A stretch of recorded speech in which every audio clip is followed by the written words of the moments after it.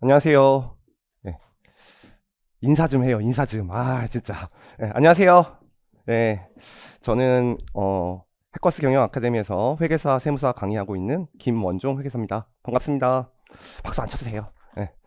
자, 우리 과목 소개 잠깐만 드릴 텐데 IFRS 회계 원리 할 거고요. 제가 재작년에 수술을 좀 해가지고 1년 동안 조금 아팠었어요. 네, 학생들 4명 합격시키느라고.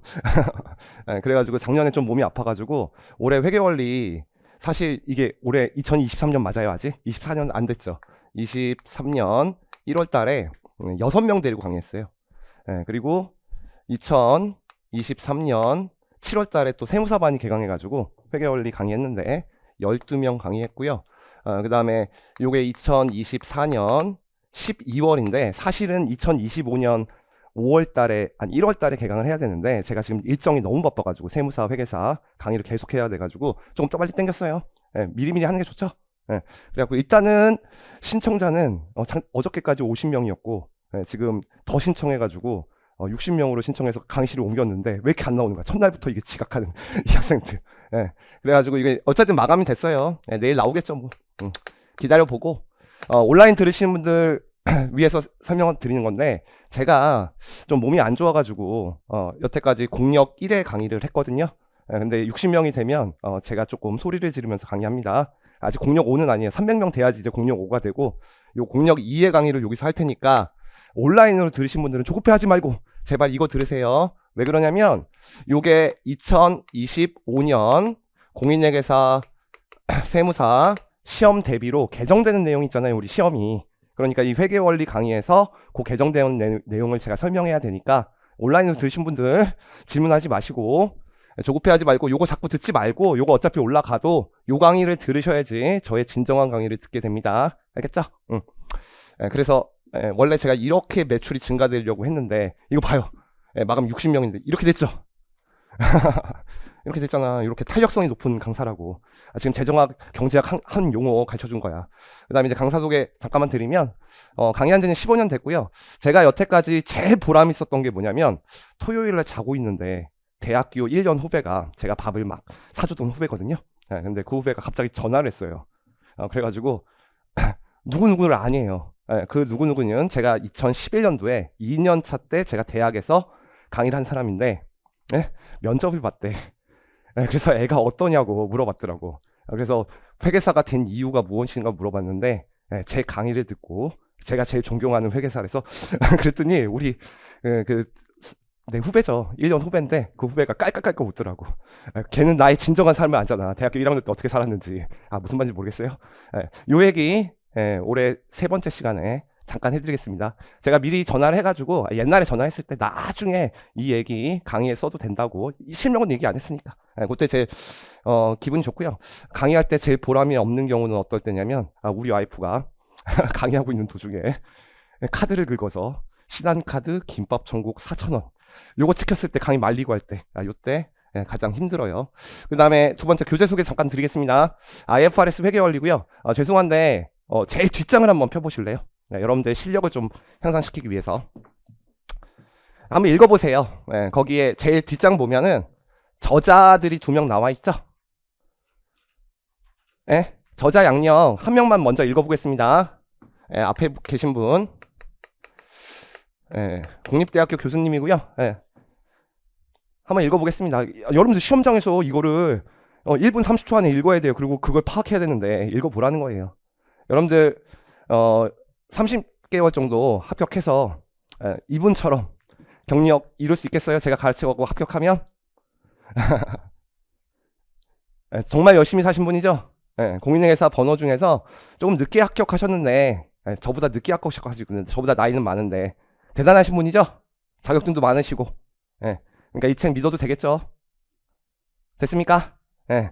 근데 저보다 나이는 많으신데 원래 보험계리사를 먼저 따셨거든요. 그래서 보험계리법인에 계시다가 다니시면서 회계사가 되셨어요. 알겠죠? 직장 다니면서 붙었다고요. 그런 다음에 이제 회계법인 다니셔가지고 저보다 공인회계사 번호는 느리세요. 알겠죠? 그래서 이렇게 써도 되겠죠? 그냥 드립 한번 한 건데. 알겠죠? 제가 번호가 좀 빨라요. 알겠죠? 그래서 제 경력 한번 읽어보시겠습니다. 대기업 회계팀에도 있었습니다.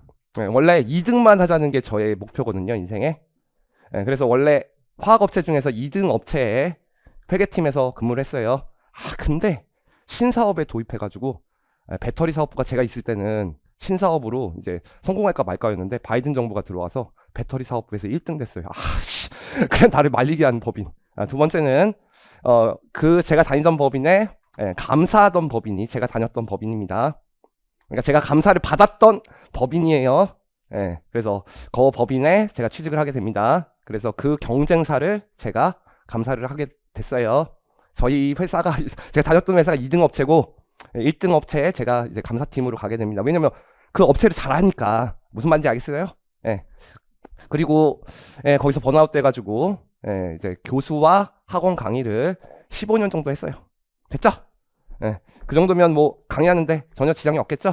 근데 좀 할 말이 있는데 제가 이거를 바빠가지고 요게 2019년에 제가 발한 건데 현재 공인중개사 세무사는 맞아요. 그 다음에 그 밑에 있는 개인사무소를 하는데 공인중개사도 개인사무소 할 수 있거든요.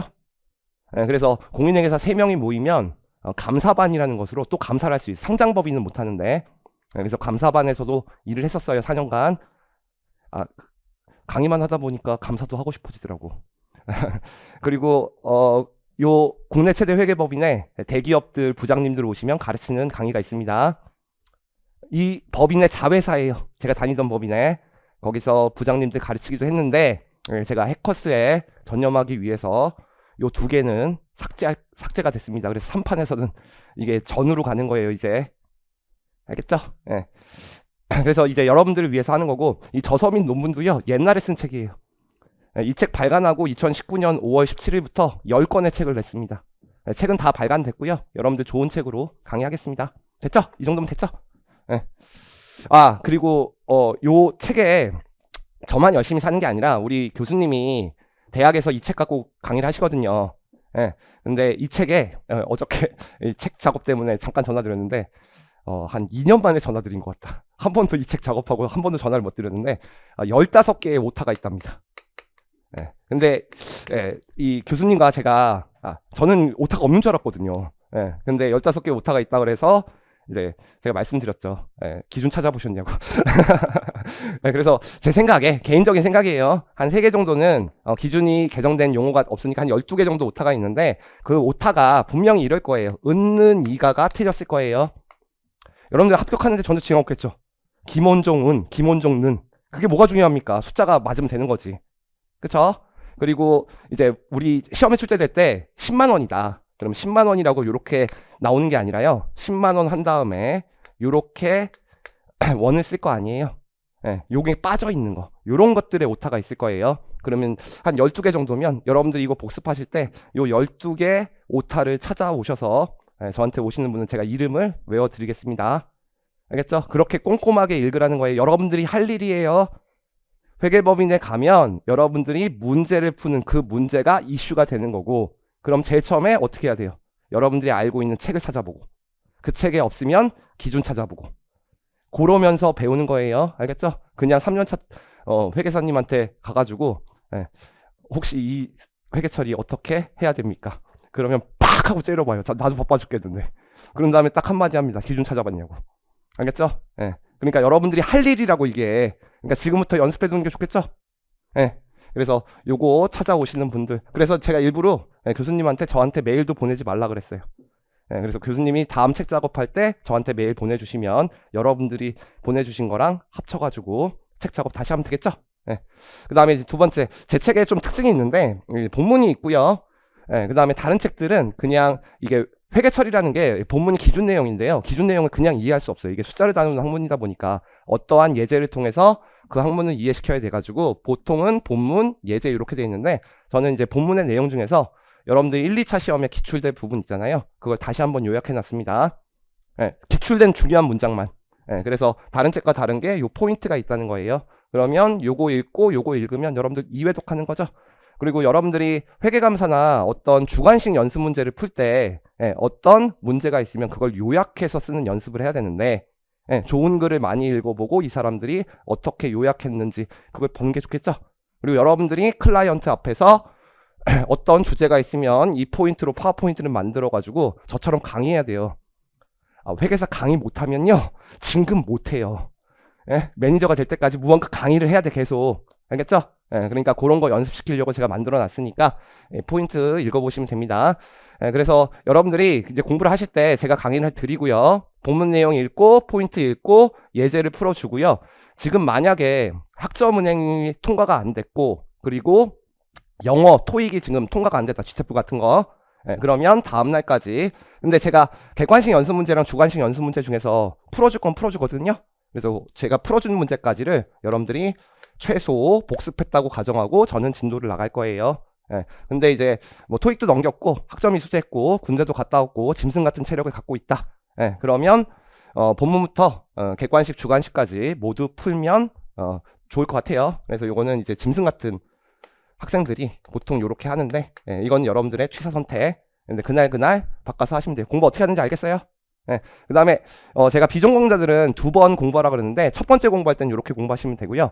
예, 효율적으로 공부해야 되잖아요. 비전공자들은 제가 이 본문 중에서 또 시험에 나올 문장들에 많이 문장 나온 것에 밑줄을 쳐줄 거예요. 그럼 이제 두 번째 공부하실 때는 밑줄만 읽고 포인트만 읽고 예제랑 객관식 주관식 풀면 2회독 때 효율적이겠죠? 네, 그렇게 공부하시면 됩니다. 그 다음에 이제 공부 방법은 결석과 지각은 좀 하지 말아주세요. 여러분들이 똑똑하면 결석과 지각해도 합격은 할 수 있는데요. 회계법인 가면 항상 똑같아요. 항상 똑같아야 돼요. 제가 여기서 4년 동안 강의를 했는데 제가 수술한 날, 그리고 며칠 전에 120시간 강의한 다음에 쓰러진 날, 그리고 코로나가 걸렸을 때 제외하고는 9시 정각에 강의를 안 한 적이 한 번도 없습니다. 이거 실화예요. 애들한테 물어보세요, 여기. 알겠죠? 그렇게 살아야 되니까 결석과 지각하지 마시고, 여러분들 지금 딱 올 때 18개월 합격한다는 거 합격수기 읽고 왔죠? 맞잖아. 그것 때문에 지금 나는 18개월 만에 합격할 거 아니야. 그래서 홍보 한번 해줘야죠, 우리 학원도. 그래서 이 18개월 합격한 학생은 수원에 있었던 학생입니다. 수원에서 강남까지 통학했어요. 제가 처음에 해커스 왔을 때 한 번도 지각 안 했고요. 한 번도 이 학원에 있는 모든 인문반, 객관식반, 주관식반, 모의고사까지 한 번도 결석하지 않고요. 제가 보통 8시 50분에 들어오는데 8시 30분에 앉아서 조자리에 앉아 있었어요. 조자리. 조정도 자리. 원래 이 강의실은 아닌데. 알겠죠? 그렇게 하면 살 수 있다고요. 그렇게 하시라고. 그 다음에 24일 날 전화 왔더라고. 2년 만에 얘도 전화 왔는데 지금 어디 회계법인에 2년차로 있는데, 그래서 내가 2년 만에 진짜 통화한 거예요. 제 수제자인데. 그래서 뭐 하고 있냐 그랬더니 술 먹고 있대요. 맥주 마시고 있대. 지금 회사와 사업의 이해를 하고 있어요. 이 학생은 맥주 회사 감사하고 있습니다. 어떤 회사인지 제가 말은 안 할게요. 아니, 마셔봐야지 회사와 사업의 이해를 할 거 아니야, 맛있는 거. 알겠죠? 그래가지고 지금 아마 KTX나 비행기를 타고 있을 거예요. 지금 재고시사 시즌이거든요. 그래서 요 내용은 사장에서 공개할 테니까 그때까지 결석하지 마세요. 알겠죠? 그 다음에 예습과 수업과 복습을 잠깐 진행할 건데, 여러분들 예습은 좀 비효율입니다. 그렇다고 제가 이렇게 X 쳤다고 또 안 하는 게 아니라요. 제가 또 8시 30분에 들어오면 제 얼굴만 쳐다보고 있어, 다들. 뭐, 그때 공부하고 일찍 자면 되잖아요. 그러니까 예습은 어떻게 하는 거냐면 8시 반에 와가지고요, 그냥 이 책의 다음 진도를 읽으세요. 알겠죠? 그럼 여러분들이 8시 반부터 9시까지 딱 읽은 내용이 그날 진도가 나갈 거예요. 근데 그때 뭐 생각하지 말고 그냥 용어들에 익숙해지고, 이런 용어들 배우는구나, 그렇게 읽어보시고 제 강의 들으시면 제가 또 필기해주고 밑줄도 쳐주고 중요한 문장들 해주고 계산도 해주고, 그런 다음에 복습하면 효율적이겠죠? 그렇게 하면 몇 회독이에요? 아니, 본문 읽고 포인트 읽고 예습했잖아. 그 다음에 제가 공부 시간에 본문하고 포인트 또 읽어줘요. 그 다음에 복습할 때 읽으면 6회독하고 가는 거죠? 그렇게 예습하시면 됩니다. 근데 그걸 못한다? 그러면 수업 시간에 최대한 집중하세요. 수업 시간에 집중해야지 여러분들 복습 시간이 줍니다. 그래서 되도록 그날 배운 거 그날 복습하면 좋겠어요. 그래서 여러분들이 오늘 배운 건데 만약에 토요일 날 복습하면 내가 한 내용을 다 까먹기 때문에 한 4시간 복습 시간이 걸릴 거예요. 제가 보통 4시간 수업을 하거든요. 사실 그냥 쉬는 시간 빼면 3시간 30분밖에 안 돼요. 근데 그날 배우면요, 오늘 같은 경우에는 숫자가 없기 때문에요, 집중하고 합격하는 학생들한테 제가 다음날 물어보거든요. 복습 시간 얼마 걸렸냐? 그럼 1시간이면 할 수 있어요. 알겠죠? 비전공자는 좀 걸리고, 예, 그러니까 그날 배운 거 그날 복습하면 한두 시간에 끝낼 수 있으니까 이 강의뿐만이 아니라 해커스에서 모두 일어나는 모든 강의는 그날 배운 거 그날 복습하는 여러분 스케줄로 가지면 이제 여러분들이 금방 합격할 수 있습니다. 그리고 우리 시험은요, 계산 문제가 나오는 과목이 좀 있습니다. 회계학, 그리고 재무관리, 세법도 나오는구나. 다 나오네. 그 다음에 경제학, 계산기를 들고 갈 수 있거든요. 그래서 계산기를 좀 사셔야 돼요. 예, 그래서 계산기를 꼭 지참하고 오셔야 돼. 왜냐하면 여러분들이 회계 원리 끝났을 때 계산기 속도가 이렇게 안 나오잖아요. 그럼 여러분들 다른 사람들보다 이렇게 치면 복습 시간이 오래 걸리겠죠. 회계 원리 때 문제를 풀어봐야 되는 이유가 나중에 이제 계산기 속도가 좀 나오는 게 여러분들 속도가 나와야 되기 때문에, 그래서 계산기 좀 가지고 오시고, 저 같은 경우에 회계 원리에서 그냥 계산기로만 풀어서 1초 만에 푸는 것도 3가지를 가르쳐 줍니다. 많이는 안 가르쳐 주는데 그때 같이 쳐봐야지 여러분들이 시험장에서 그걸 1초 만에 풀 수 있어요. 오른쪽에다 두고 그걸 같이 안 쳐보잖아요. 그럼 여러분들은 회계 처리에서 풀어서 70초나 60초에 풀 거예요. 알겠죠? 그래서 그때 쳐보고 객관식 때 쳐보고 해봐야 되니까 요거 좀 가져가시면 좋겠어요. 다음 시간까지. 제가 이 회사랑 특수관계자 아닙니다. 근데 카시오 14자리를 추천하는 이유는 여러분들 중에서 고시반이나 독서실에서 공부할 거 아니에요. 그럼 다른 계산기를 사면 이렇게 두드리면 옆에 사람들이 방해가 됩니다. 그래서 이 계산기가 다른 계산기에 비해서 좀 소리가 절 나니까 다른 사람들 피해주면 안 되니까 사시면 되고요. 12자리가 있고 14자리가 있는데요. 꼭 14자리 사셔야 돼요. 왜냐하면 시험을 볼 때는 12자리로 가능하거든요. 근데 여러분들이 감사하실 때는 삼성전자의 지금 매출액이나 영업이익이 조단위예요. 뭐 60조나 지금 시가총액이 450조 정도 되거든요. 그러면 12자리로 여러분들 실무 가셔서 이 계산기 계속 쓰셔야 돼. 이거 안 망가져요. 여러분들 3일회계 법인 가도 이 계산기 계속 써야 되니까 사실은 합격하면 3일회계 법인에서 한 개 줍니다. 그렇죠? 그 다음에 두 번째는 2차 답안지인데요. 손으로 꼭 풀어보시기 바래요. 특히 어떤 문제를 풀어보면 되냐면 요 예제랑 요 주관식 있는데 요 예제랑 요 주관식은 2차 답안지를 가지고 꼭 손으로 풀어보셔야 돼요. 사실 이 회계사 시험에서 수학이 좀 필요하긴 하거든요. 근데 어떨 때 수학이 필요한 거냐면 재무관리랑 경제학을 배울 때만 수학이 필요하고요. 사실 이 회계학에서는 사칙 연상만 할 수 있으면 전혀 문제가 안 됩니다. 쟤한테 배우는 것 중에서 사칙 연산 빼고 나오는 게 하나도 없어요. 무슨 말인지 알겠어? 그래서 이 재무회계 과목은 내가 똑똑하고 뭐 좋은 대학에 나오고 나쁜 대학에 나오고 그런 게 상관 있는 게 아니라 그냥 연습장 두께에 내가 여태까지 풀어본 그 두께의 점수가 비례하는 겁니다. 그래서 2차 답안지 꼭 사시고요. 그 다음에 두 번째 손으로 풀어보시길 바라고요. 그 다음에 제가 너무 많은 학생들을 이제 관리하게 됐거든요. 옛날에는 회계사반만 했는데, 그래서 공부를 하신 다음에 그럼 풀어봤죠? 제가 풀어준 방법으로. 그런 다음에 틀린 이유를 쓰세요. 그런 다음에 첫 번째 확인할 게 해설을 읽어봅니다. 그래서 이해가 가면 끝. 해설이 이해가 안 간다. 그럼 본문을 찾아봅니다. 알겠죠? 왜냐면 여러분들이 그 해설에서 틀린 이유가 잔존 내용연수랑 내용연수를 구분하지 못해서다. 근데 잔존 내용연수랑 내용연수는 제 책 앞에 있거든요, 용어가. 그걸 찾아봐야지. 왜 인터넷에 저한테 질문합니까? 여러분들이 할 일이 그건데. 알겠죠? 그것까지 찾아봤다. 이해 갔다 끝. 그런 다음에 세 번째 또 이해가 안 간다. 그럼 여러분들한테 지금 31강 7강 수강생들은 복습 동영상이 제공이 되거든요. 알고 있어요? 이 강의가 복습 동영상으로 제공돼요. 그러면 여러분들이 풀었던 내가 풀고 있던 어느 부분에서 틀렸다는 게 딱 나오죠. 그러면 다 들으라는 게 아니야. 그 초 찾을 수 있죠. 앞으로 이렇게 움직이기만 하면 되잖아요. 거기서 제 해설을 들으면 여러분들이 깜짝 놀랄 거예요. 여러분들이 실수한 거 이거 실수하지 마세요라고 제가 말하고 있을 거예요. 알겠죠? 그러니까 복습 동영상으로 하고, 그리고 나서도 없으면 저한테 질문하시면 여러분들이 풀이한 그 2차 답안지를 저한테 가져오시면 1초 만에 답변해 드리겠습니다. 됐죠? 이렇게 하시면 돼요. 그 다음에 이제 원래 제가 이제 필기로만 강의하는 이유가 여러분들 시험은 그 갤럭시 탭으로 시험 보는 게 아니죠. 여러분들이 2차 답안지 갖고 시험 쳐야 돼요. 그러니까 원래 시험대로 공부를 하셔야 되기 때문에 공부는 손으로도 쓰고 눈으로도 보고 귀로도 듣고 요러면서 공부를 하는 겁니다. 그래서 필기가 많은 강사라서 여기 왔을 때 옛날에 수강생들이 좀 필기 노트 같은 거 만들어 달라 그래서 실강생한테는 무료로 제공할 거고요. 그 다음에 온라인으로 들으신 분들은 또 이것도 질문하는데 1년에 한 10번씩 받아요. 1강에 학습 자료실에 보면 PDF로 붙어 있습니다. 출력하시면 됩니다. 온라인 수강생들. 그 다음에 이제 강의 방법인데요. 첫 번째는 이론형 문제가 시험 문제 나와요. 우리 OX 문제와 계산형 문제가 전체 회계학에 이론형 문제가 재무회계에서만 한 8문제에서 많이 나올 땐 13문제까지 나왔는데 최근의 경향은 8문제입니다. 그래서 이론형 문제가 나올 것들은 밑줄을 쳐줄 거예요. 그리고 어떤 문제로 OX가 꼬아 나오는까지 회계 원리에서 미리 가르칠 겁니다. 그리고 2차 문제에 좀 적게 나올 때도 있고 많이 나올 때도 있는데 올해 기준으로 하면 한 30점 정도가 약술형 문제로 나와요.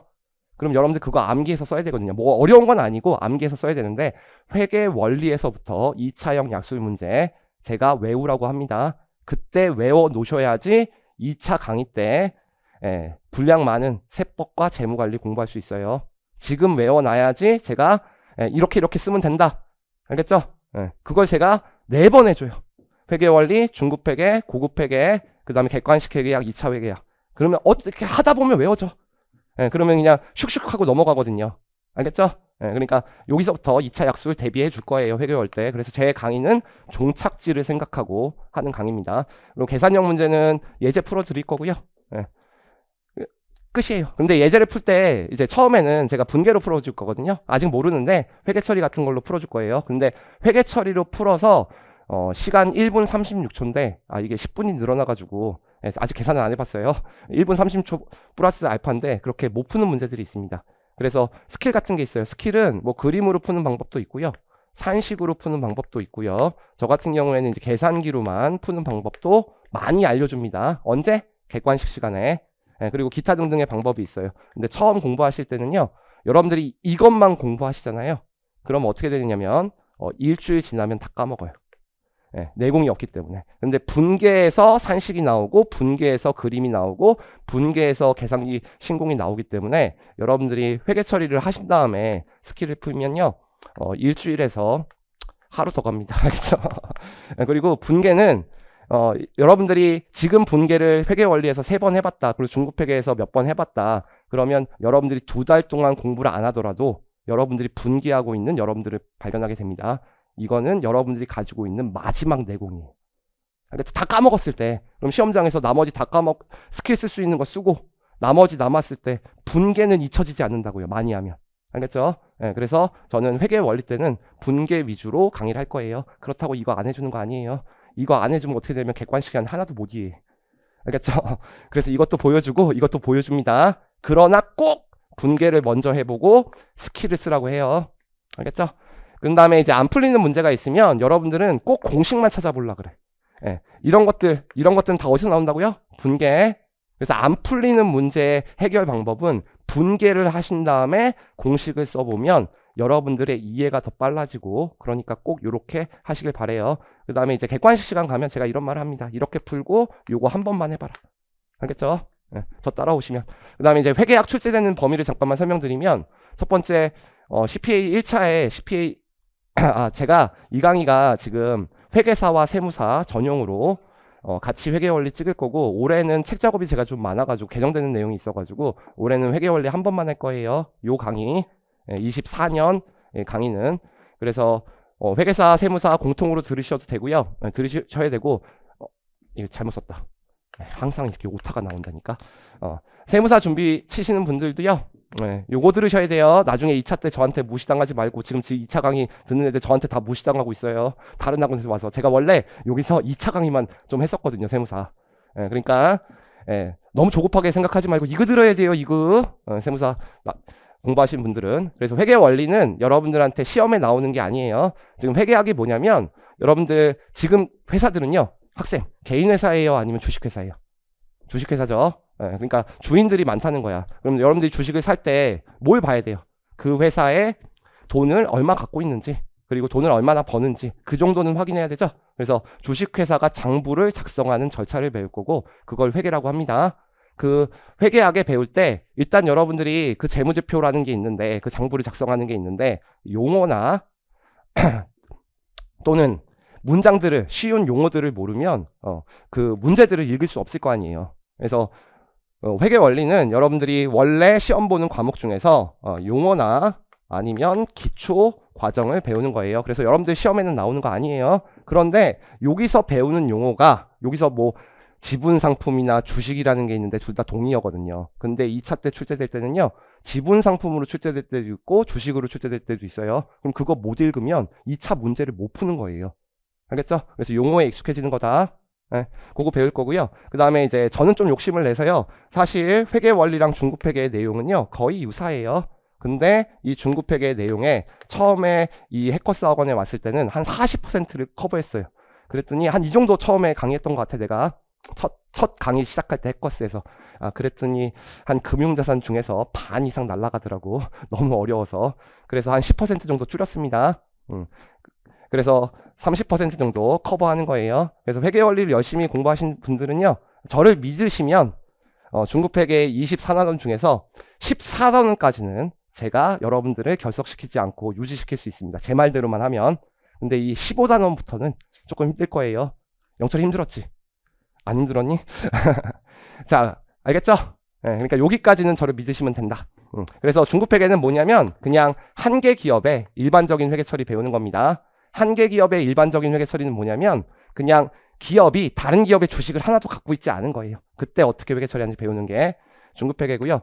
네, 우리 시험에는 고급회계도 나오거든요. 고급회계는 두 개 기업 이상의 특수한 회계 처리를 배우는 거라서 이게 뭐 럭셔리해서 고급회계가 아니에요. 네, 그냥 주제가 다른 겁니다. 네, 그래서 여러분들 어떤 기업과 어떤 기업이 합병하는 경우가 있죠. 네, 두 회사가 합쳐지는 거. 네, 그래서 그런 거나 한 개 기업이 다른 기업의 주식을 20% 이상 또는 50% 이상 그렇게 취득했을 때 어떻게 회계 처리하는지 배우는 거예요. 여러분들 학생 핸드폰 SKT 써 KT 써. 그치, 그렇게 대답해야 돼. 네, 알겠죠? SKT도 원래 SKT라는 기업과 신세계통신이 합병한 회사예요. 그래서 SKT가 어떻게 회계 처리하는지 그거 배우는 겁니다. 그러니까 주제가 다른 거예요. 그래서 요거 두 개 다른 거고요. 그 다음에 이제 정부회계까지 추가가 됐어요. 원래 2004년인가 3년까지는 정부회계는 원래 공인회계사 시험에 추가가 안 됐었는데 국가의 중앙정부와 지방자치단체도 재무제표를 만들게 되는데 공인회계사의 감사를 받아야 됩니다. 좋죠? 그것 때문에 지금 시장이 좋아진 거예요. 그래서 2007년도에 지방자치단체가 도입을 했고 2009년도에 국가회계에서 도입을 했는데 그것 때문에 2004년도에 처음으로 정부회계가 도입됐고요. 그때 처음으로 강의한 사람이 김영훈 교수님과 저니까 믿어도 되겠죠? 처음으로 책 발간하고. 알겠죠? 그래서 제가 요분한테 전화를 했어요. 설명회 들으신 분도 알죠? 9시 10분에 전화했다고 그랬잖아. 24일 날 설명회 하기 전에. 그랬더니 그분이 저한테 대답한 거 제가 이렇게 대답했어요. 형님, 회계원리 마감이래요. 알겠죠? 4개 이상 틀리게 하면 저랑 인연을 끊는 겁니다. 이게 회계사들의 대화예요. 그랬더니 어제 4시간 잤는데 이게 9시 10분에 할 말이냐고. 자기 내비두라고. 그래서 알겠습니다. 그리고 끊었어요. 알겠죠? 그래서 여러분들 잘 맡겨서 4개 이상 가르쳐 줄 테니까 걱정하지 마시고 들으시면 돼요. 이거는 김용훈 교수님이 강의하실 거고 기업은 크게요. 물건을 싸게 사서 비싸게 파는 기업이 있습니다. 그래서 그것을 상기업이라고 하는데 그 상기업의 회계 처리는 여기서 배울 거예요. 그래서 요 회계를 우리가 재무회계라고 할 거고요. 그래서 제가 가르치는 분야는 그냥 상기업에 한정한다고 생각하시면 돼요. 여러분들이 알고 있는 홈플러스나 하이마트 같은 기업. 근데 물건을 만들어서 비싸게 파는 기업이 있어요. 제조기업. 근데 제조기업도 재무제표를 작성해야 돼요. 그래서 그걸 제가 가르치면 여러분들 저만 만나겠죠? 그래서 학교에 커리큘럼을 만들 때 제조기업의 제품 원가 계산은 따로 커리큘럼을 만들어서 원가 관리계로 만들었고 요거는 강경태 선생님이 가르쳐 주실 겁니다. 그래서 저하고 배우실 때는 여러분들 상기업에 가정한다고 생각하시면 돼요. 여기까지 아시겠어요? 그런 다음에 이제 시험 출제는 2차는 생각하지 맙시다. 그래서 회계 원리는 시험에 안 나온다고 그랬죠? 그냥 용어 배우는 거예요. 그 다음에 이제 중급회계가 있는데 중급회계에서 50문제 중에서 25문제가 나옵니다. 그 다음에 고급회계는 특별한 반증이 없으면 10문제.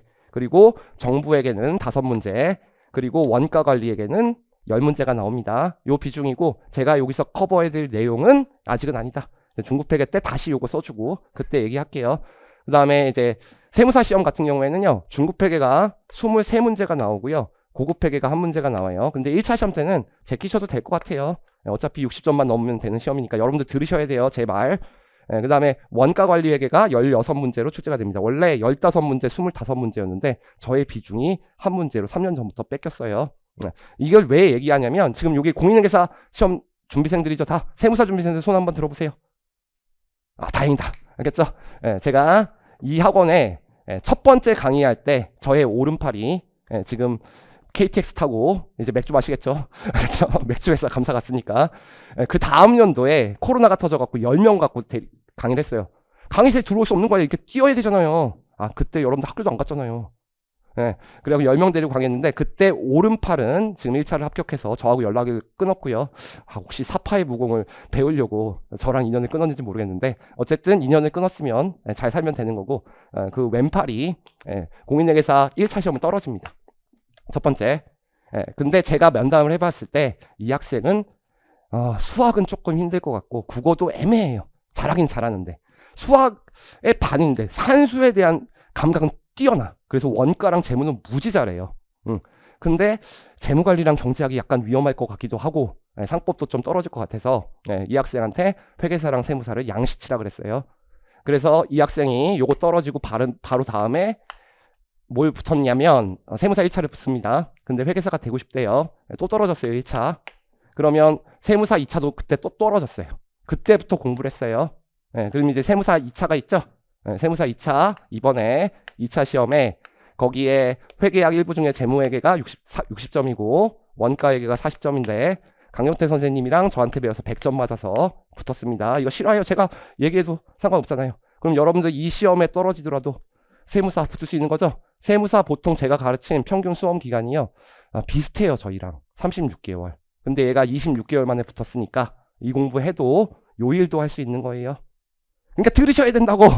저랑 면담하면 제가 또 어떻게 여러분들 인생 세무사 붙어도 잘 살아요. 그러니까 이런 방법도 있다. 그 얘기 잠깐 해드리고 요거는 제가 인터넷으로 질문 받기 싫어서 그런 거예요. 인터넷에 이거 관세사 들어도 되냐고 계속 질문 오고 그래서 일단은 저는 회계원리는 회계사 세무사 대상으로 강의를 할 겁니다. 여기 공인회계사 시험이니까 그래서 요걸로 저로 강의할 거고요. 1차 시험에 회계학이 있는 시험이요. 관세사도 있고요. 보험계리사도 있고 감정평가사도 있고요. 9급 7급 공무원도 있고 그 다음에 재경관리사도 있고 IFRS 관리사도 있습니다. 그래서 아무래도 회계사 세무사 회계원리가 인생에서 제일 빡센 회계원리이기 때문에 이런 공부하시는 분들도 요거를 들으셔도 돼요. 그런데 이제 직접 공부할 때는 관세사 이거 듣고 나서 관세사 전용 재무회계, 보험계리사 전용 재무회계, 감정평가사 전용 재무회계 들으시면 되고요. 저 요것도 해커스에서 강의하니까 좀 들어주세요. 알겠죠? 그 다음에 이제 경영학과 신입생인데요. 제가 회계원리를요 B 받았거든요. 왜 B 받았게요? 들어가니까 합격생이 20명 있네. 그래서 저는 이 공인회계사 2차 시험보다 회계원리를 A 받는 게 더 힘들었어요. 아니 그 사람들도 C 받았던 사람이야. 그러다 4학년 때 정신 차려서 붙었다고. 그리고 재수강했다고. 알겠죠? 그래서 요즘에 CPA 공부 많이 하잖아요. 그래서 경영학과 신입생들 학점 따기 힘드니까 들어놓으시면 도움이 됩니다. 그리고 제가 옛날에 회계 실무 많이 해가지고 회계 실무자들 이거 들으셔도 됩니다. 질문하지 마시고 그냥 들으시면 돼요. 요 정도 공부하시면 회계 실무자들이 요 정도 공부하시면 중소기업 회계팀 정도의 회계 지식 갖게 되고요. 상장기업 감사하려면 고급 회계까지 상장기업의 회계 처리 하시려면 고급 회계까지 공부하셔도 돼요. 됐죠? 이걸로 OT 끝내겠습니다. 저는 지우면서까지 얘기하는 짐승 같은 강사거든요. 그래서 여러분들 이제 처음인데 너무 조급하게 생각하지 마시고 그래도 여러분들 평생 할 일인데 숫자에 대한 감각이 있어야지 이 공부가 재밌고 그 다음에 공부할 맛이 날 거 아니에요. 그래서 회계원리는 고시생이라고 생각하지 마시고요. 그냥 그날 배운 거 그날 복습하시고 뭐 영어 안 되는 사람들 공부하시고 토익 다 넘었다. 그럼 그날 배운 거 그날 복습하시고 쉬세요.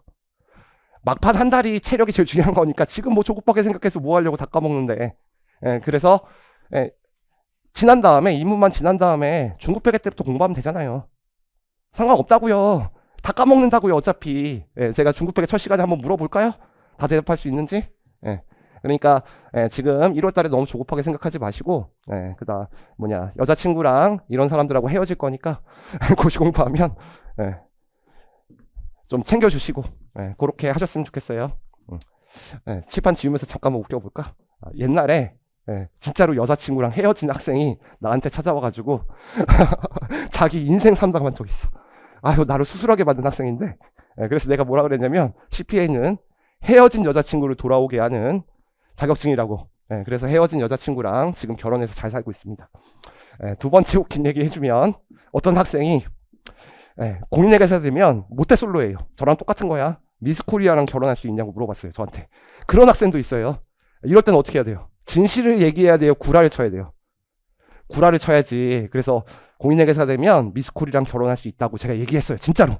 그래서 합격했어요. 지금까지 결혼 못하고 있습니다. 알겠죠? 그냥 결혼했어야 되는데. 괜히 얘기했다. 분위기만 안 좋고요. 자, 우리 이제 진짜 수업 시작하겠습니다. 챕터 1 보시면 회계의 기초와 재무 보고라고 되어 있고요. 첫 번째 회계의 기초 개념이라고 되어 있습니다. 여러분들마다 복습하시는 법 알려드릴게요. 여러분들 그 필기 노트가 있어요. 지금 제가 써주는 내용은 필기 노트에 다 있는 내용이에요. 하나도 빠짐없이. 알겠죠? 그러니까 필기를 하지 마시는데 제가 예를 들어주는 것만 옆에다 쓰시면 되겠죠? 뭐 회사가 어떻게 됐고 뭐 이런 것들 이해가 안 가는 것들. 그리고 되도록 이 칠판을 보시는 게 좋습니다. 알겠죠? 복습은 집에 가서 하면 되잖아요. 칠판을 보시고 제가 책을 읽으라 그럴 때는 또 책을 읽어야 돼요. 제 얼굴 보면 안 돼요. 그리고 제가 필기 노트를 보라 그럴 때는 필기 노트를 봐야 돼요. 그래야지 복습 시간이 여러분들 2시간이 아니라 1시간 걸립니다. 이게 보통 학교에서 공부하신 분들은 내가 풀어주려고 그러면 나 자신 있는 거야. 그리고 혼자 풀고 있어. 그런 다음에 이제 다음날 질문하죠. 아침에 와가지고. 제가 요거 실수할 수 있는데 강의 시간에 얘기하는데 알겠죠? 그러니까 그렇게 공부하시는 게 좋아요. 그러니까 필기노트 만든 이유가 그거니까. 자, 이제부터 강의 진행하겠습니다. 지금부터 배울 내용은 1장은 사실 처음 여러분들이 들으시면요 하나도 이해가 안 가요. 왜 안 가냐면 우리가 상장 회사들이 재산이 얼마인지 그리고 내가 얼마 버는지 만드는 장부를 재무제표라고 하는데 재무제표를 처음부터 끝까지 작성하는 절차를 배우지 않았는데 어떻게 회계를 이해합니까? 무슨 말인지 알겠죠? 그래서 그 배우는 거는 요거 끝나고 4교시부터 한 12시간 동안 강의할 거거든요. 그거 들으시면 이 강의를 수요일이죠. 수요일까지 들으시면 요 내용이 다 이해가 갈 거예요. 그리고 이거는 제가 적어도 한 4번이나 5번 반복해 줄 거예요. 그러니까 처음에는 이해가 안 가는데 그냥 용어에 익숙해지는 거야. 그래서 지금 첫 번째, 그래도 우리가 회계학을 배우는데 회계 정의부터는 알아야겠죠? 그래서 회계의 뜻이 뭔데 그거 설명할 거고요. 그리고 아까 우리나라가 주식회사가 많다 그랬죠? 그러면 이 회계 정보를 이용하는 사람이 있습니다. 원래는 회계 정보 이용자라고 하는데 정보 이용자라고 해요. 그리고 회계를 분류하면 아까 재무회계라는 거 한번 들어보긴 했죠?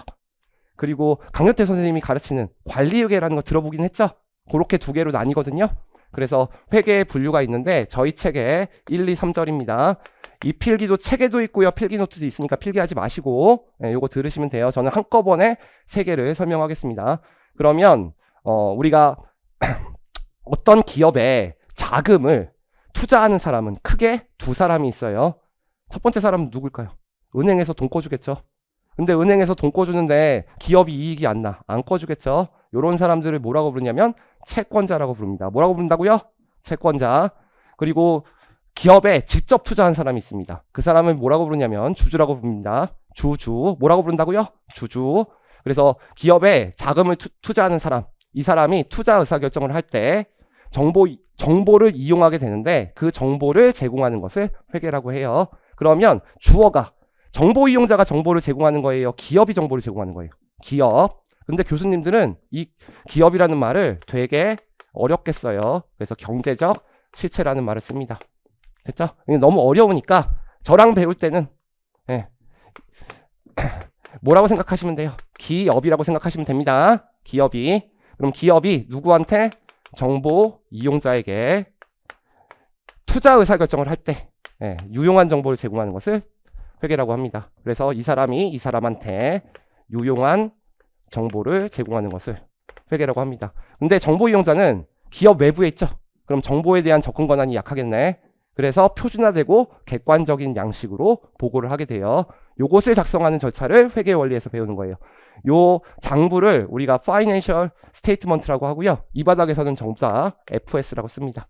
됐죠? 그럼 회계는 뭐다? 경제적 실체가 정보 이용자에게 유용한 정보를 제공하는 것을 회계라고 한다. 끝났죠?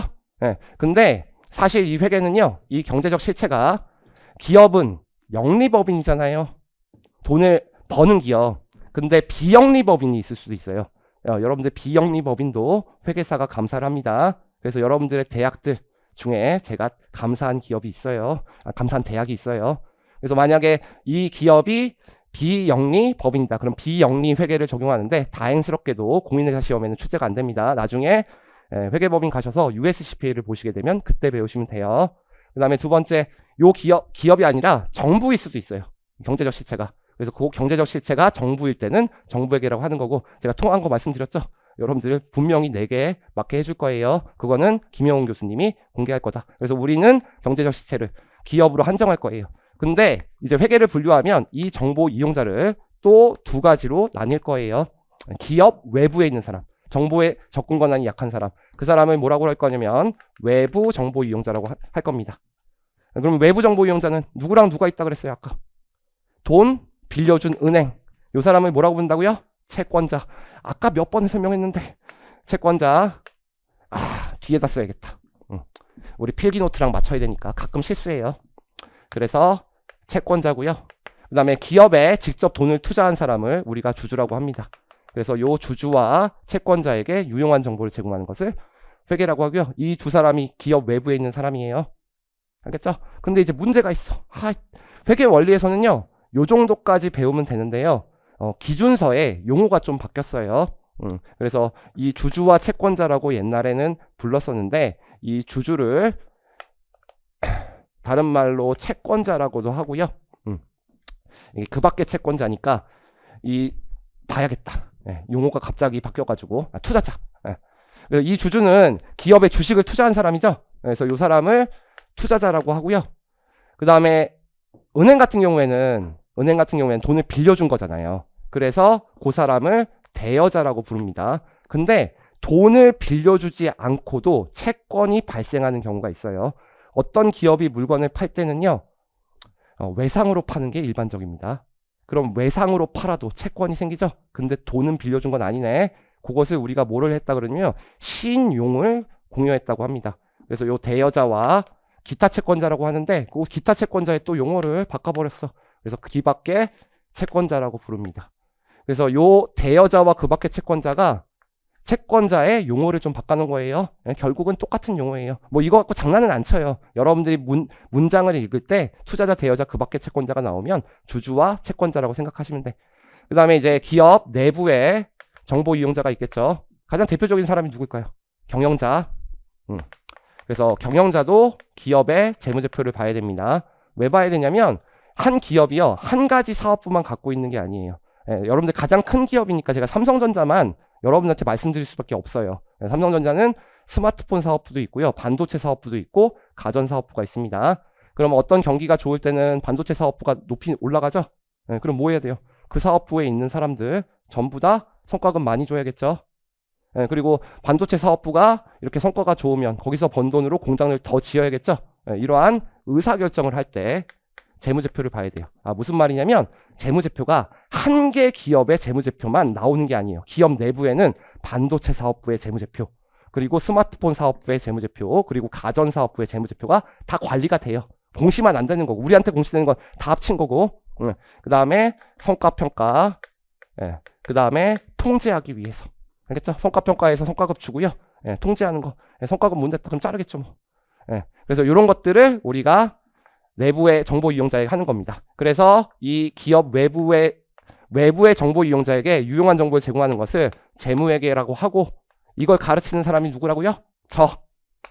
알겠죠? 그 다음에 기업 내부의 정보 이용자에게 유용한 정보를 제공하는 것을 가르치는 분은 이제 엄윤쌤이랑 그 다음에 강력태 선생님이 여러분들한테 가르칠 거예요. 제가 가르치는 거 아니니까 저는 여기까지만 하겠습니다. 그리고 이 내용 엄윤쌤과 강력태 선생님이 첫 시간에 다시 할 거예요.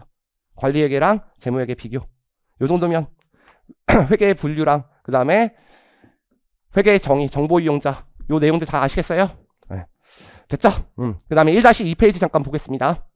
한번 필기를 했으니까. 자, 읽어보겠습니다. 그래도 시험에 나오는 건 아닌데 회계의 정의 정도는 우리가 회계 배우는 사람인데 알아야 될 거 아니에요. 그래서 회계는 정보 이용자가 합리적인 판단이나 의사결정에 필요한 기업 실체에 관한 유용한 경제적 정보를 식별, 측정, 전달하는 과정이다. 배운 거죠? 그럼 질문 한번 해볼게요. 유용한 경제적 정보는 뭘 통해서 제공한다? 기업 외부에 있는 사람은 정보에 대한 접근 권한이 약하기 때문에 표준화되고 객관적인 수단에 의해서 제공한다. 그걸 뭐라고 부른다고요? 재무제표. 써놓으세요. 재무제표라고. 유용한 정보. 재무제표. FS라고 써놓으면 되잖아. 그 다음에 아까 제가 제공하는 과정이라고 했죠. 근데 좀 다르죠? 식별, 측정, 그 다음에 전달. 됐죠? 식별은 무엇이냐면 정보를 제공할 때 재무제표에 그 정보를 기록할 것인가 말 것인가 결정하는 과정입니다. 알겠죠? 그래서 보통 어떻게 결정을 하냐면 재산의 증감 변화를 일으키는 사건은 집어넣고요. 재산의 증감 변화를 일으키지 않는 사건은 빼요. 알겠죠? 네, 그 얘기예요. 그리고 측정하는 과정. 제가 이걸 가르치다 보니까 뭐 돈밖에 모르는 사람은 아닌데 맨날 숫자만 보는 사람이니까 어쩔 수 없는 거죠. 그래서 그걸 집어넣기로 했는데 그걸 100억으로 할 것인가 그 다음에 10원으로 할 것인가 그걸 결정하는 거죠. 그래서 재무제표에 찍혀있는 여러 가지 무언가 찍혀있은 여러 가지 뭔가 내용에 화폐 가치를 부여하는 과정을 측정이라고 합니다. 그리고 전달은 그냥 설명해 주시죠. 제공이랑 똑같은 뜻이니까. 그 다음에 그 밑에 보시면 1번, 2번, 3번이 있어요. 시험에 여러분들 안 나오고요. 뒤에서 계속 나오니까 그냥 제가 설명할 거예요. 옛날에 회계는요. 그냥 정보를 산출하는데 초점을 뒀습니다. 근데 지금은 정보를 제공하는데 초점을 맞추고 있어요. 왜 그러냐면 옛날에는 주식회사가 없었어요. 그래서 처음에 이 회계를 만든 것은 상인들이 만들었거든요. 근데 상인 중에서 이탈리아에 있는 베니스가 상인으로 되게 유명하죠. 거기서 여러 가지 장부를 작성하는 절차가 있었는데 그 중에 베니스의 상인 중에서 가장 뛰어난 사람이 하나 있었는데 그 사람의 방법을 장부 작성하는 방법이 이 회계학에 도입된 거예요. 그 사람이 누구냐면 이탈리아의 수학자 루카 파치올리입니다. 그 사람이 이 회계학을 만든 사람이에요. 알겠죠? 근데 지금은 주식회사이기 때문에 주식회사는 1950년대부터 발전을 했거든요. 그래서 1950년대부터 정보의 이용 측면으로 바뀌게 된 거죠. 왜? 주주가 많으니까. 질문 한번 해볼게요. 삼성전자에 주식 갖고 있는 사람 빨리 손 들어봐. 아무도 없어요? 여기서 한 10명이 손 들어줘야지 우리나라 인구의 20%가 삼성전자의 주식을 갖고 있다 이렇게 얘기해야 되는데 알겠죠? 주식 사지 마라. 붙어서 사면 된다. 알겠죠? 공부에 집중하고 있으니까 난 기분이 좋아. 그 다음에 양가로 2번 보시면 북이라고 있습니다. 그것도 잠깐 설명할게요. 여러분들 그 회계학이 옛날 이름이 북입니다. 그래서 이 북이라는 말이 회계학의 전신이에요, 사실. 회계학으로 도입된 이유는 뭐냐면 1950년도에 경영학의 한 분야로 회계학이 학문적으로 들어오면서 북이라는 용어가 회계학으로 바뀌었어요. 북이의 뜻은요, 장부 기록의 약자예요. 요렇게 똑같은 뜻이에요. 재산의 증감 변화를 일으키는 사건. 근데 다 기록하는 거 아니죠. 아까 식별한다 그랬지. 그러니까 뭔가 재산이 증감 변화되는 것만, 돈이 들어오고 나가는 것만 기록할 거 아니야. 이렇게 재산의 증감 변화를 일으키는 사건을 거래라고 할 거예요. 그래서 옛날에는 거래를 기록하는 것을 북이라고 했습니다. 근데 거래를 기록하는 것만 여러분들이 투자 의사결정을 할 때 영향을 미칩니까? 그렇지 않을 수도 있죠. 여러분들 해커스 경영아카데미도 아마 감사를 받을 거거든요. 근데 세무사 시장에 김원종 회계사가 신임 강사로 등장했어. 알겠죠? 이거는 여러분들 측정할 수가 없어요. 인적 자원은 통제를 할 수 없기 때문에 기록은 안 돼. 그런데 이러한 정보도 어딘가에 기록을 하거든요. 숫자로 되지 않은 정보. 경영자가 바뀐다거나 아니면 해외 투자한다거나. 그래서 요거 두 개를 합친 것을 우리가 회계학이라고 합니다. 회계학과 북이의 차이 알겠어요? 북이는 여기까지. 그리고 정보를 제공하는 게 회계. 그런데 요 A라는 것에 대한 내용을 시험 문제에 내는 것은 5번입니다. 뭐 재고자산의 주석사항을 써봐라. 그래서 옳지 않은 것은 그런 건 시험에 안 나온다고. 그러니까 우리가 공부할 때는 그냥 거래를 기록하는 거고 회계랑 북이랑은 똑같다고 생각하면 돼. 그래서 거기 뭐라고 되어 있냐면 북이는 옛날에 회계 정보의 이용 측면만을 강조했다. 왜? 개인 회사는 나만 보면 되잖아요. 그쵸? 근데 오늘날 주식회사가 만들어져서 정보의 제공 측면에 영향을 미치고 있다. 그 다음에 제공되는 회계 정보의 범위가 비재무 정보를 포함하는 것으로 확장되었다. 그래서 옛날에는 재무적 정보만, 숫자로 된 정보만 공시를 했는데 뭐 미래지향적인 정보, 투자 의사결정 정보까지 포함하는 재무 보고의 개념으로 채택하였다. 뒤에서 다시 볼 거예요. 그냥 넘어갈게요. 그 다음에 회계정보 이용자를 보겠습니다. 거기 보시면 그림 1-1에 회계정보 이용자가 나와 있는데 주요 정보 이용자가 나와 있어요. 여기 나와 있죠? 네, 이 사람이에요. 다. 알겠죠? 그림 보시면. 그리고 나머지는 전부 다 기타의 정보 이용자로 봅니다. 다른 말로 그 밖의 정보 이용자. 그럼 이 사람들이 왜 주요 정보 이용자나 기업에 직접 돈을 투자한 사람들이죠? 직접 또는 간접으로. 이 사람들을 위한 회계를 해야지.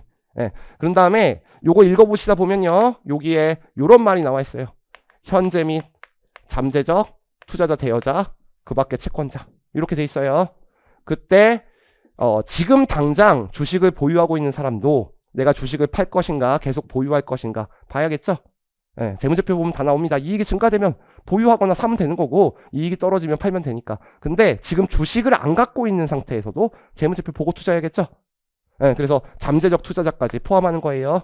이거 무슨 말인지 알겠죠? 잠재적 의미. 그래서 요거 껴있으니까 이따가 읽어보시면 되고.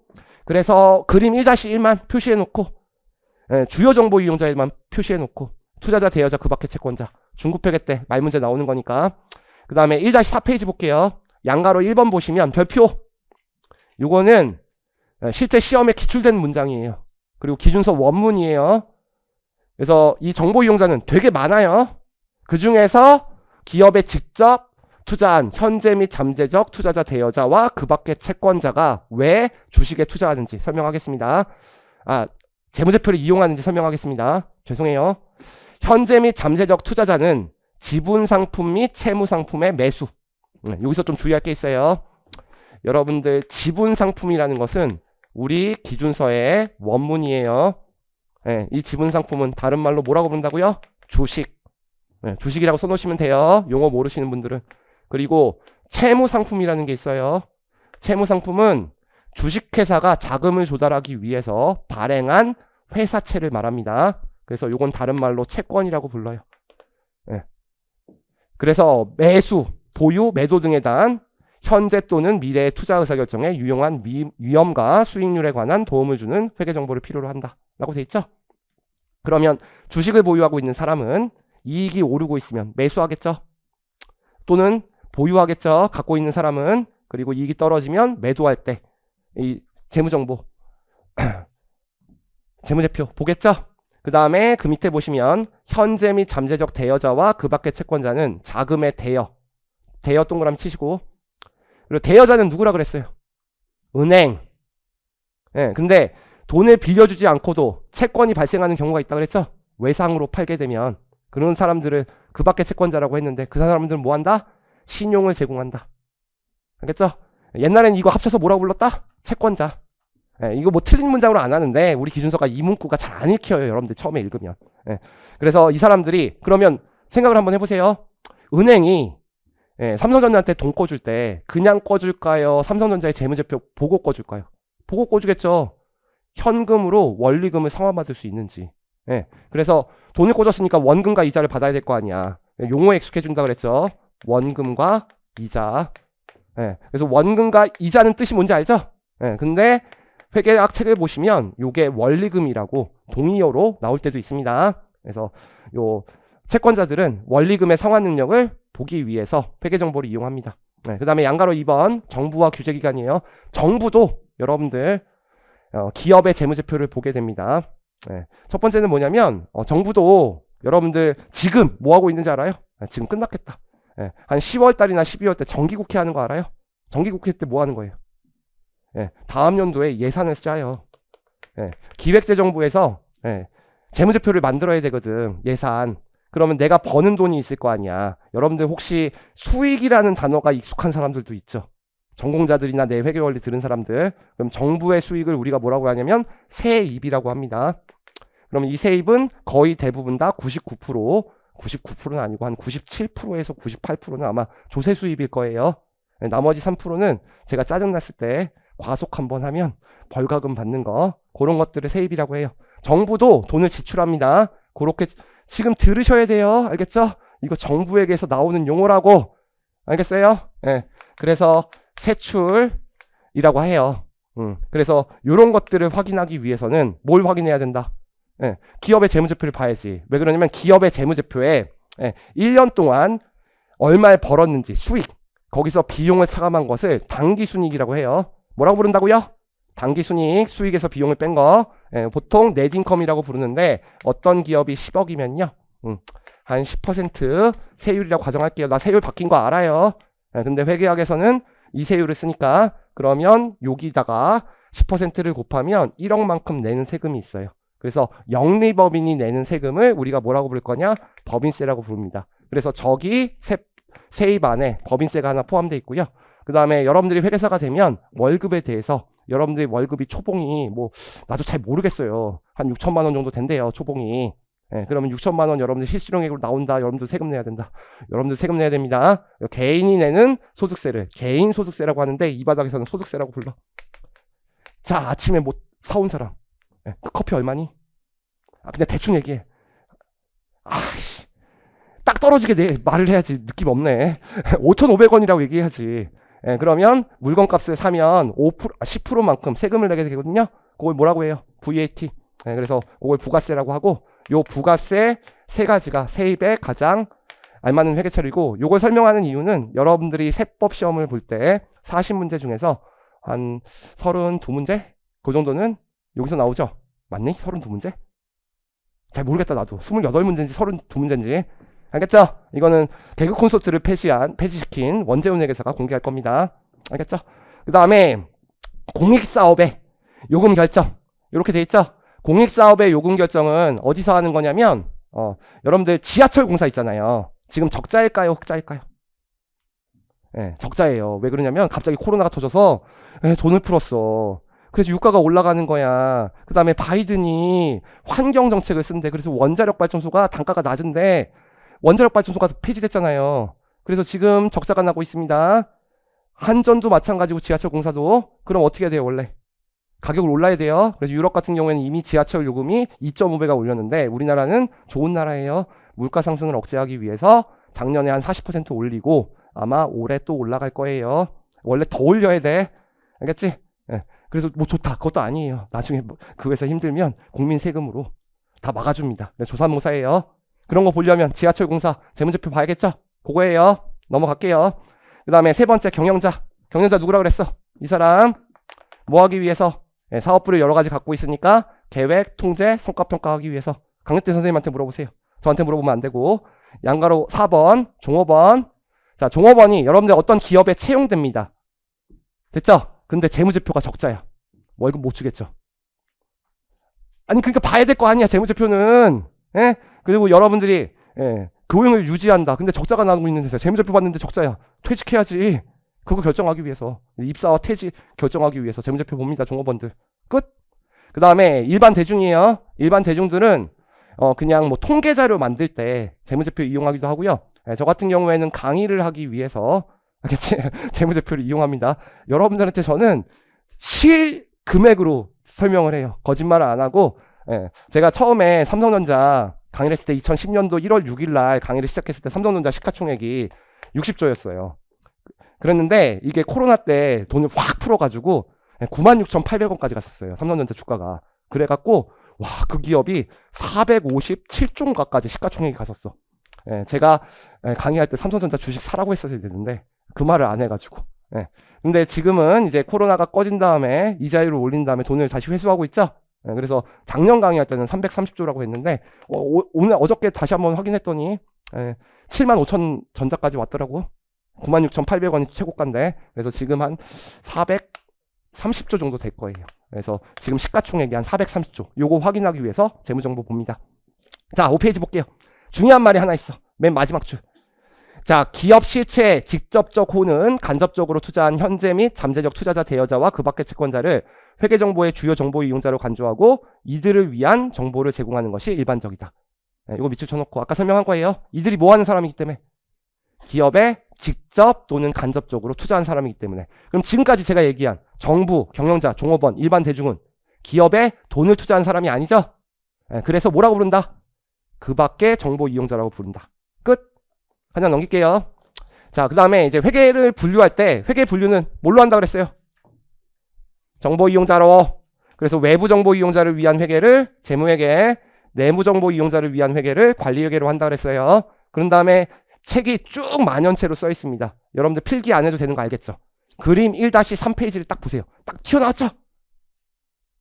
그럼 어떻게 하시면 돼? 별표만 쳐놓으면 되지. 됐습니까? 그 다음에 1-7페이지 보시면 회계의 분류가 있어요. 예? 앞에 있는 만연체는 이건 시험에 안 나오는 거예요.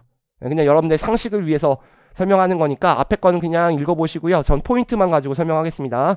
제가 가르치는 분야 재무회계는 원래는 뭐예요? 저 보시고 현재 및 잠재적 투자자, 대여자와 그 밖의 채권자. 근데 그렇게 하면 제가 강의할 때마다 이거 입이 계속 꼬여. 알겠죠? 그래서 그냥 요 달을 뭐라고 부를 거다? 외부 정보 이용자. 그래서 외부 정보 이용자를 위한 회계를 뭐라고 한다? 재무회계. 그래서 외부 정보 이용자에게 투자 의사결정에 유용한 정보를 제공하는 것을 재무회계라고 부릅니다. 그 다음에 책 보세요. 그 다음에 정보 이용자가 있는데 그 정보 이용자는 누구다? 외부 정보 이용자다. 넘어가도 되겠죠? 네. 근데 이 사람들은 기업 외부에 있으니까 정보에 대한 접근 권한이 약하죠. 그럼 어떻게 해야 돼요? 표준화되고 객관적인 수단에 의해서 제공해야 됩니다. 근데 그 표준화되고 객관적인 수단을 경영자가 직접 만들면 어떻게 될까요? 이익을 부풀리라고 하겠죠. 네. 여러분들이 무슨 일을 하는 거냐면 이익을 부풀리는 행위를 찾는 행위를 하는 거예요. 여러분들이. 여기 여자분들이 작년에는 별로 없었는데 올해 많으니까. 네. 내가 이거 싫어해서 그런 게 아니라 실제로 이 얘기니까 여러분들 화장하죠. 화장. 네. 그래서 이익에 화장한다 그래요. 네. 그래서 그 말을 분식회계라고 합니다. 됐죠? 그래서 이 분식회계를 찾는 행위를 우리가 찾는 것을 회계사가 하는 일이에요. 네. 그러면 기업이 자기가 만든 방법만으로 회계 처리를 하면 분식회계가 발생할 수 있으니까 이 재무제표를 만드는 방법을 규정하고 있습니다. 그 방법을 뭐라고 하냐면 회계 원칙이라고 불러요. 뭐라고 부른다고요? 회계 원칙. 예, 다른 말로 이 회계 원칙을 만들 때는요, 되게 전 세계적으로 뛰어난 회계사랑 교수님들이 만듭니다. 그래서 일반적으로 인정된 회계 원칙이라고 불러요. 예, 그래서 실무에서는 다 갭이라고 부릅니다. 갭. 그래서 Generally Accepted Accounting Principle이라고 불러요. 이 바닥에서는 다 갭이라고 불러요. 그래가지고 여러분들 1년차 때 책 안 찾아보고 기준 안 찾아보고 딱 오잖아요. 그러면 실무에서는 다 뭐라고 그런다고요? 갭 찾아봤어. 이거 실하거든요. 제가 3년차 때 갭 찾아봤다 그랬더니 그때 토요일에서 원래 회계사들은 저처럼 입고 다니는 거예요. 회계사들은 그랬더니 모자를 갖고 온 거야. 갭. 이거 실화예요. 제가 이거 빵 터졌어. 안 웃겨요. 이거 집에 가서 생각하면 웃길 거예요. 그래서 내가 이랬지. 이건 캡이라고. 아유, 진짜. 알겠죠? 네, 그래서 요게 갭입니다. 여러분들이 회계사가 되시면 아마 실무에서 모든 회계사들이 갭 찾아봤었냐고 물어볼 거예요. 근데 이 중에서 우리가 찾는 방법은 IFRS라고 한다. 우리가 채택한 방법. 이거 뭐라고 한다? International Financial Reporting Standard. 네, 그래서 책 제목이 IFRS죠? 그 얘기는 조금 뒤에 하겠습니다. 그 다음에 보고 방법은 재무제표예요. 파이낸셜 스테이트먼트 설명했죠? 네, 그 다음에 정보의 범위는 과거지향적인 정보입니다. 왜 과거지향적인 정보냐면 올해가 몇 년이냐? 2024년으로 할 거예요. 그치? 이게 이제 2024년에 팔리기 시작할 거거든요. 이제 여러분들 2025년 제공하는 거니까. 그럼 2024년 12월 31일 날 여러분들이 재무제표를 만들 수 있느냐? 못 만듭니다. 기업이 쉽니다. 그래서 여러 가지 분개를 해야 되기 때문에 2025년 3월 31일까지 공시하면 돼요. 예, 여러분들 1월 1일부터 12월 31일까지를 회계 기간이라고 해요. 보통 다른 말로 보고 기간이라고도 하고. 그러면 3월 31일 날 공시하는 기업들은 거의 쓰레기 기업들. 예, 그래서 그 전에 재무제표를 확정하는 날짜가 있어요. 그걸 뭐라고 하냐면 주주총회라고 합니다. 그래서 보통 주주총회, 사실 주주총회는 아닌데 이렇게 쓰면 또 위에 회계사들이 재무제표 승인일이 있어요. 알겠지? 그래서 요 재무제표 승인인데 이게 보통 한 2월 말 정도 되는 거거든요. 그러면 2월 말에 나오는 재무제표로 여러분들은 요때 주식을 산다면 정보가 없는 거죠. 전년도 재무제표 볼 거잖아. 그래서 상대적으로 과거지향적인 정보예요. 알겠지? 우리는 재산의 증감 변화를 일으키는 사건, 확정된 과거 사건으로 미래를 예측하는 겁니다. 알겠죠? 그래서 미래지향적인 정보가 아니다. 그리고 정기보고인데 상장회사들은 그냥 상장회사 제외하고는요, 거의 대부분 다 1년에 한 번 만드는 거예요. 그래서 정기보고. 관리회계는 내부 정보 이용자의 경제적 의사결정에 유용한 정보를 제공하는 거다. 그럼 내부에다 한번 동그라미 치면 되죠. 정보 이용자로 회계 나눈다고 그랬으니까. 이 사람의 대표적인 사람이 누구라고 그랬어? 경영자. 그리고 내부 정보 이용자, 경영자가 있고요. 그러니까 이거는 정보에 대한 것을 전부 다 알고 있죠. 경영자는 우리가 재무제표를 만드는 장부뿐만이 아니라 영수증까지 로우 데이터를 다 갖고 있어요. 그러니까 굳이 재무제표를 보지 않아도 되는 거야. 그래서 일정한 원칙이 없습니다. 그래서 여러분들이 이제 공부하게 될 경제학이나 통계학 지식, 재무관리 지식으로 기업마다 관리회계 시스템은 다 달라요. 그런 다음에 특수목적 보고서예요. 그래서 이거는 재무보고서로 만들지 않는다. 알겠지? 그래서 경영자가 보통 물어보는 건 내년 손익이 어떻게 될 것 같아? 이렇게 물어보거든요. 그럼 구두로 대답해도 되고요. 아니면 PPT 만들어가지고 PPT로 대답해도 되고. 그때 상황에 따라 다르다. 정보의 범위는 과거 및 미래 재정적이다. 뭐에 비해서? 재무액에 비해서. 과거 자료도 보긴 하는데 경영자는 과거 자료는 이미 다 보고를 받았기 때문에 내년 손익이 얼마인지를 물어봅니다. 상대적으로 미래 지향적이고. 그리고 보고 시기는 정기 보고가 아니에요. 수시 보고. 경영자가 갈굴 때마다 보고하시면 돼요. 끝? 됐죠? 네. 그러면 이렇게 하면 지금 제가 필기 한번 해주고 이렇게 책 정리 한번 했죠? 그런 다음에 수업 끝나기 전에 쉬기 전에 다시 한번 해줍니다. 자, 이번 시간에 배운 게 첫 번째 회계의 정의를 배웠어요. 회계는 경제적 실체가 정보 이용자의 투자 의사결정에 유용한 정보를 제공하는 것을 회계라고 합니다. 그 유용한 정보는 표준화되고 객관적인 수단인데 뭐라고 부른다? 재무제표라고 한다. 그 재무제표를 만드는 방법을 일반적으로 인정된 회계 원칙이라고 하는데 그거를 한 3장에서 배우게 될 거예요. 그리고 회계를 분류할 때는 정보 이용자로 분류합니다. 그래서 기업의 외부 정보 이용자를 위한 회계를 재무회계, 기업의 내부 정보 이용자를 위한 회계를 관리회계라고 해요. 만약에 이게 시험에 옛날처럼 나왔다면 제가 아까 포인트에 있던 내용 다 설명할 건데 시험에 안 나오는 거기 때문에 그 정도 상식으로도 상관없어요. 그 다음에 옛날에는 회계가 북이라고 불렀거든요. 근데 옛날에는 재산의 증감 변화를 일으키는 거래만 기록했어요. 근데 지금은 뭐 경영자가 바뀐다거나 아니면 해외 공장에 투자할 것인가 이런 것들도 정보를 제공해야 돼요. 이건 말로 정보하는 거예요. 말로 제공.